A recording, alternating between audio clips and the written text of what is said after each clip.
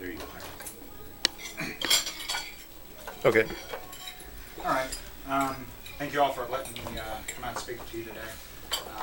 Again, my name is Bryce Stewart. I'm running for Jackson County Executive against Mike Sanders, who's the incumbent and a Democrat. I'm also running against a Libertarian candidate by the name of Richard Colbert. I just want to start out by telling you a little bit about myself. I've actually worked for the county for almost 14 years now. I work in the IT department. So I travel the county on a daily basis. So I've kind of seen firsthand what goes on there.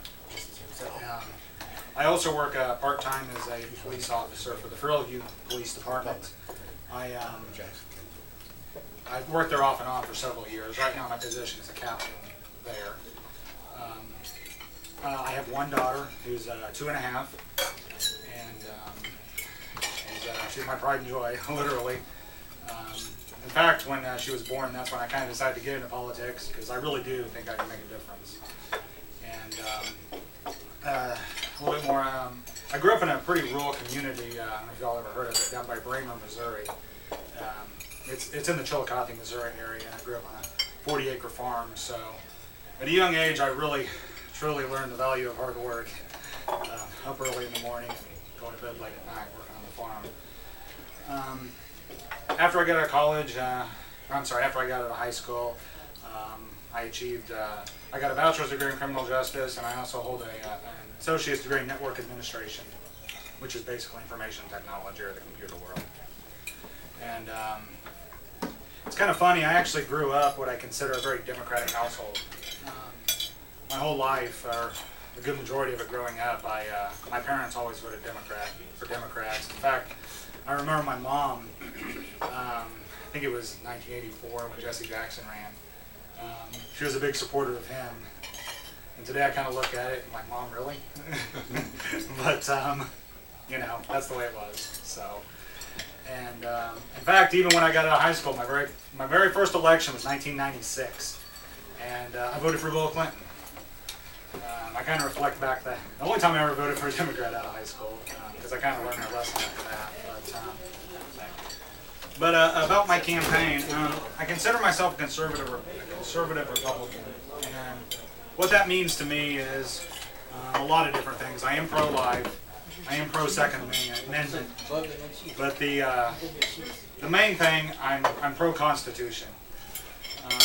Because my feeling is that if we don't have something, to go off, we really don't have anything. And when you start chipping away at its foundation, eventually it's going to crumble. Just a little stuff. So, what I see at the county on a daily basis, wasteful spending. I don't know if you all are familiar with all the remodels that they've been doing to the various areas. They're spending millions and millions of dollars. But I think a lot of it's unnecessary, and a lot of it's just a wow factor.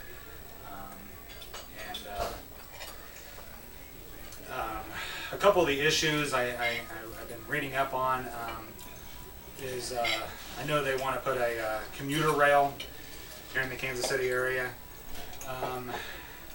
My opinion on that is I'm against it. I basically think it is way too much money to spend. Especially since, I don't know if you're familiar, but Southern KC back in October of 2010 basically said they weren't going to allow Jackson County to use their rail line for this, which is going to cost them an enormous amount of more money if they don't. The county's already came up with an agreement, if they can get the rail line pushed through, to buy 19 miles of Union Pacific track for $59 million, I believe, is the total. The track is especially, there's a tunnel, I actually wrote it down. There's a tunnel that runs around Raytown, and the track is completely dilapidated.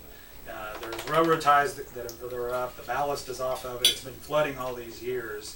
So I think in addition to the $59 million, we're going to spend a lot of money for repairs on that. How many miles of track is it? 19 miles.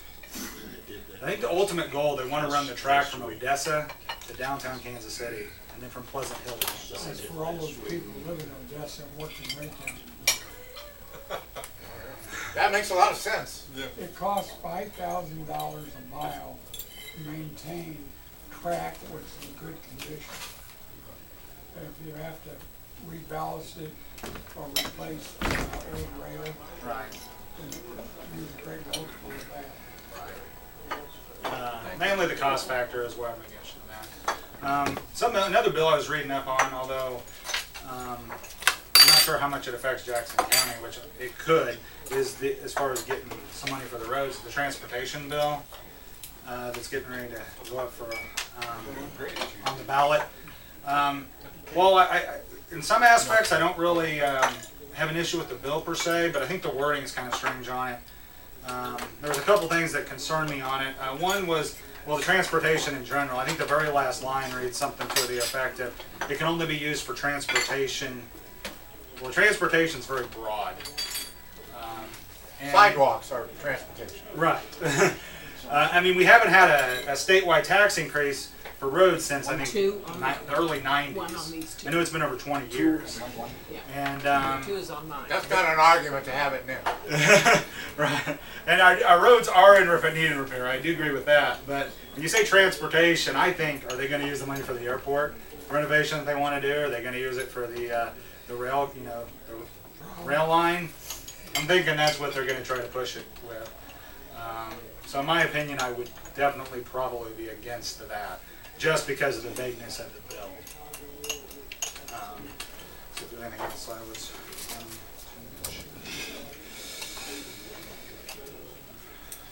When do we ask questions? right now. Okay. On issues, where would you disagree with Mike Sanders? Well, I disagree with him. Not that you're better looking and that stuff, but on issues. Well, I was, earlier he had came out and said that he was going to go against the ban on gay marriage. I would be against him on that because I think we should go against what, I think we should follow what our state law is and what the people have decided. And my main concern with Mike is just his frivolous spending. The other thing that I completely disagree with him on, Mike has said in interviews that he has to pay, he pays his top administrative staff good money. I'm not sure if you all are familiar with a couple of his administrative staff. Number one is Shelley Canuven, and she makes about $130,000 a year. Plus, she gets like a $600 a month car allowance and a $50 a month cell phone bill.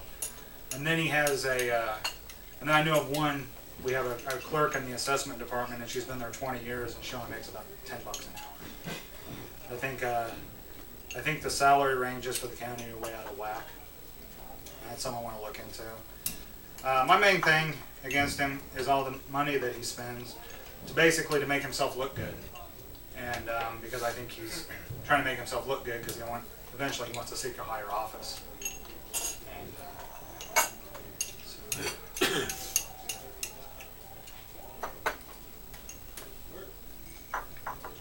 more questions?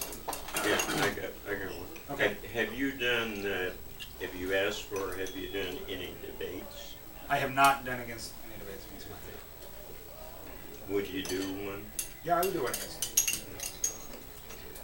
What caused the property tax assessment debacle a couple years ago, and what has been done to remedy that? Or Basically, what happened was, and I have pretty close information on this since I work for the county.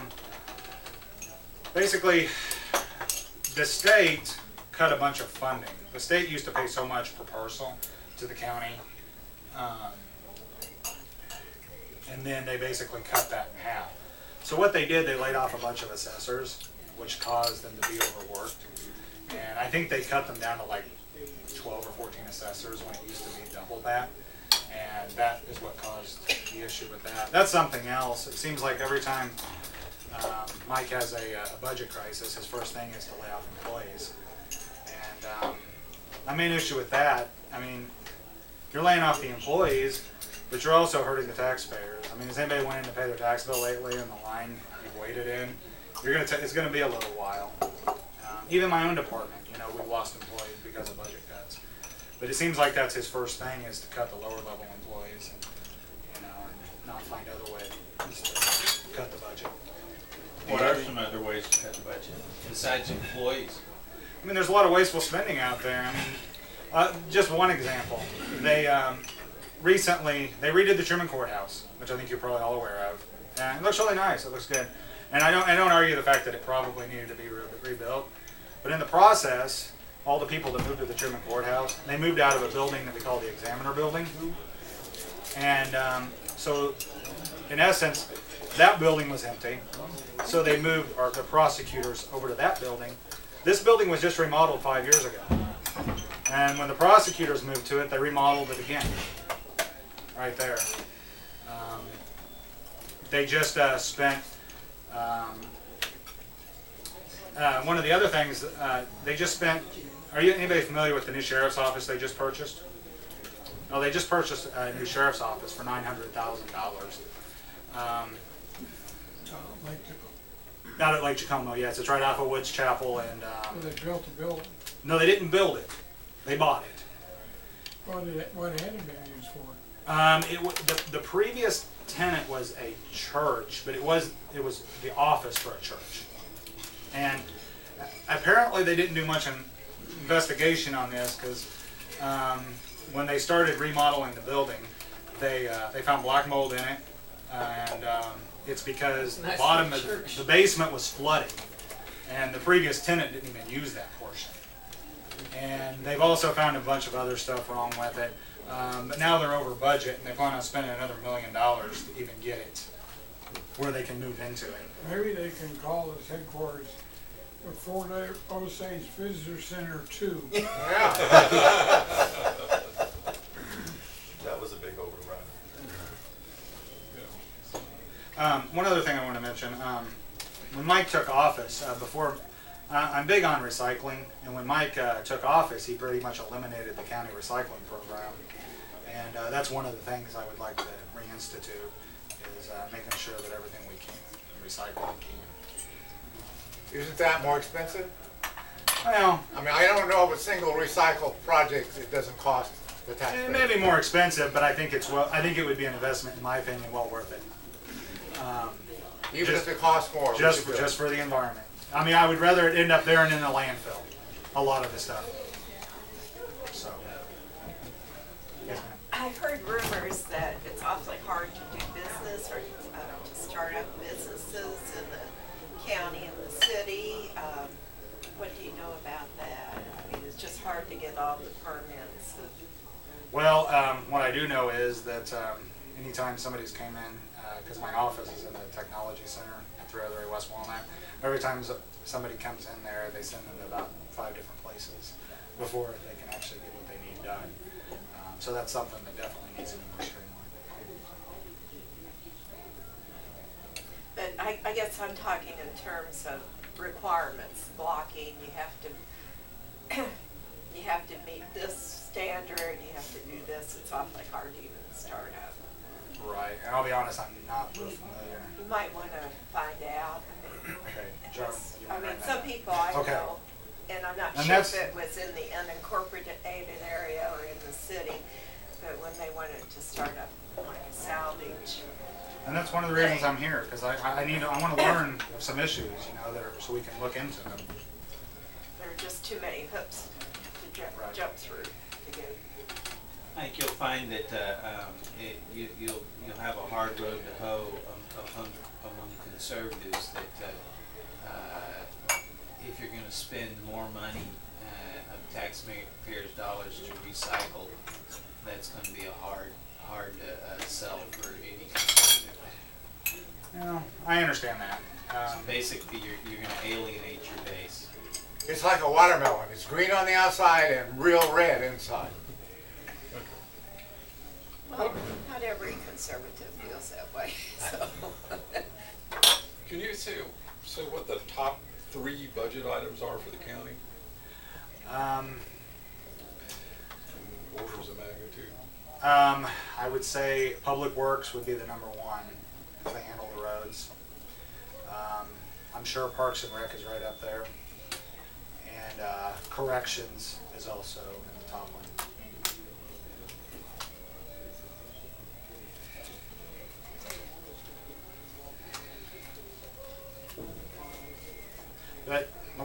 you cut out some of the little stuff. I mean, for example, at the Truman Courthouse, they have 3 different conference rooms, big screen TVs in all of them. It's like that, you make up a lot with the little stuff.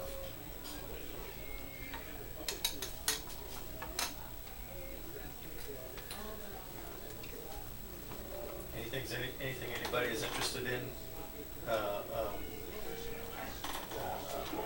to guide us into a direction?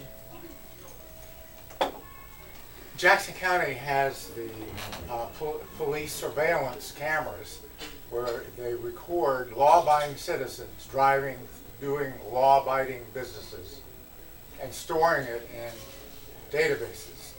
Do you support the police use of automated surveillance cameras? I do not support, and this is coming from a police officer, okay?